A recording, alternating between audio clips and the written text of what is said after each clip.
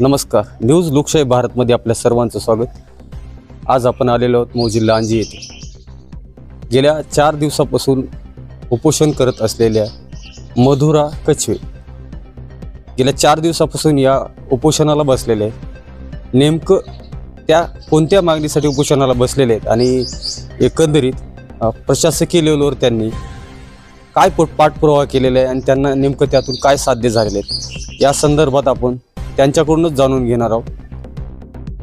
मी मधुरा गुलाब कछवे, मी जिल्हा परिषद प्रशाला किनगाव येथे प्राथमिक शिक्षक असून कोविड विधवा आहे। माझे पती 19 एप्रिल 2021 रोजी कोविडने मयत झाले आहेत।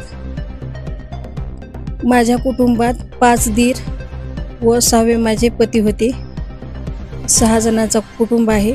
आमच्या कुटुंबातील रजिस्टर्ड वाटणीपत्र 2011-12 साली झालेलं असून त्यानंतर आम्ही शेती एकत्र करत होतो। व्यवहार ज्याचे त्याचे होते। शेतीच्या वाटण्या प्रत्येकाच्या कुटुंबात विभक्त झालेल्या आहेत। प्रत्येकाच्या मुलाच्या बायकाच्या नावावर शेती असून घराच्या वाटण्या तेवढ्या तोंडी होत्या।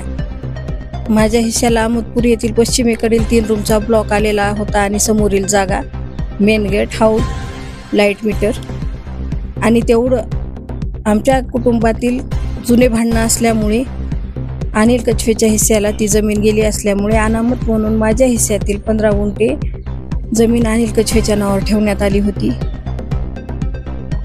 ज्या दिवशी निकाल विरुद्ध जाईल त्या दिवशी त्याला मी 15 गुंठे जमीन द्यायची आणि निकाल जर आमच्या बाजूने लागला तर 15 गुंठे जमीन अनिलने माझ्या नावावर करून द्यायची असं तोंडी ठरलेलं होतं। माझ्या पतीच्या निधनानंतर या लोकांनी मला 3ऱ्या दिवसापासून माझ्या कुटुंबातील हिस्स्यास आलेली मालमत्ता तुकड्या स्वरूपात असून इतरांची मालमत्ता ही रस्त्यालगत घरालगत लागून आहे।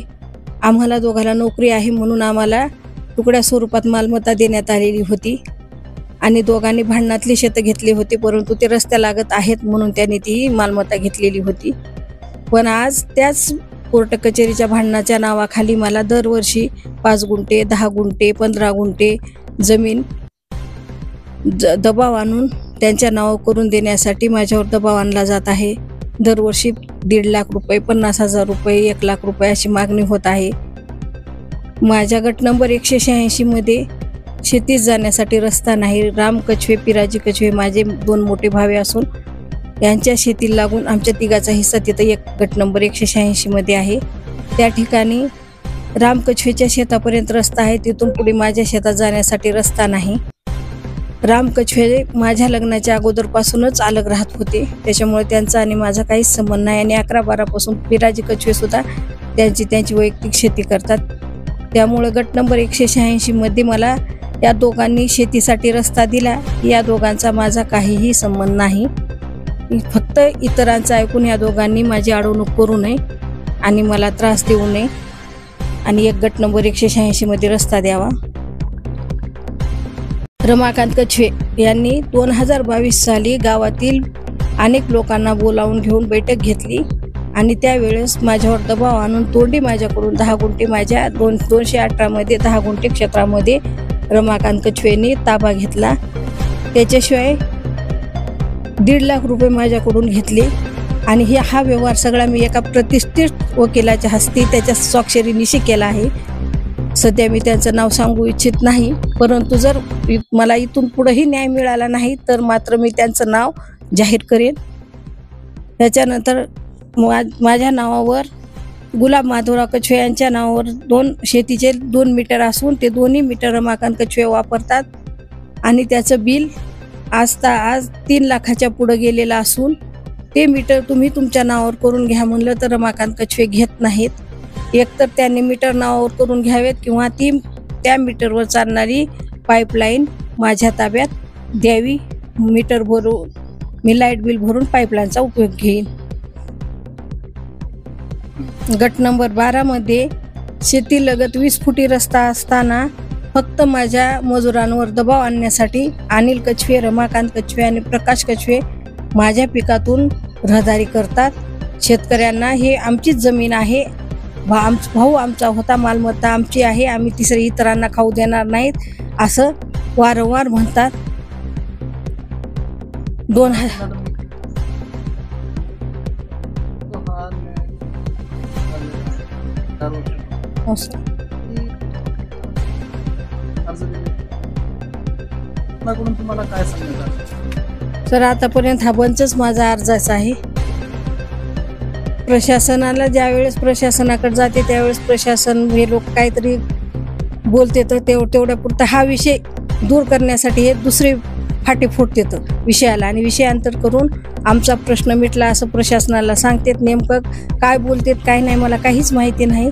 माझा प्रश्न मिटत नाही म्हणून मी बाय हँड तक्रारी करून करून थकले आणि शेवटी आता माझ्यात तेवढी ताकद नसल्यामुळं मी ईमेलद्वारे तक्रारी करायला सुरुवात केली. माझ्या तक्रारी राष्ट्रीय महिला आयोगापर्यंत तक्रारी दाखल असून आजपर्यंतही माझा प्रश्न कुठल्याच प्रकारचा प्रश्न सुटला नाही.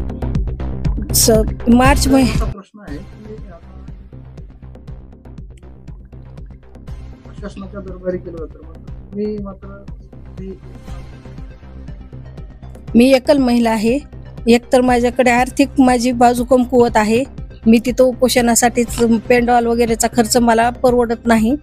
दुसरी गोष्ट माझ्याजवळ थांबायला कुणीही नाही. मी एकटी आहे आणि त्याहीपेक्षा जास्त म्हणलं तर आजपर्यंत सर एक्सपायर झाल्यानंतर एवढे बॉन्ड बनवलेले गेले आहेत माझी मालमत्ता इतरांच्या नावावर करून देण्यासाठी.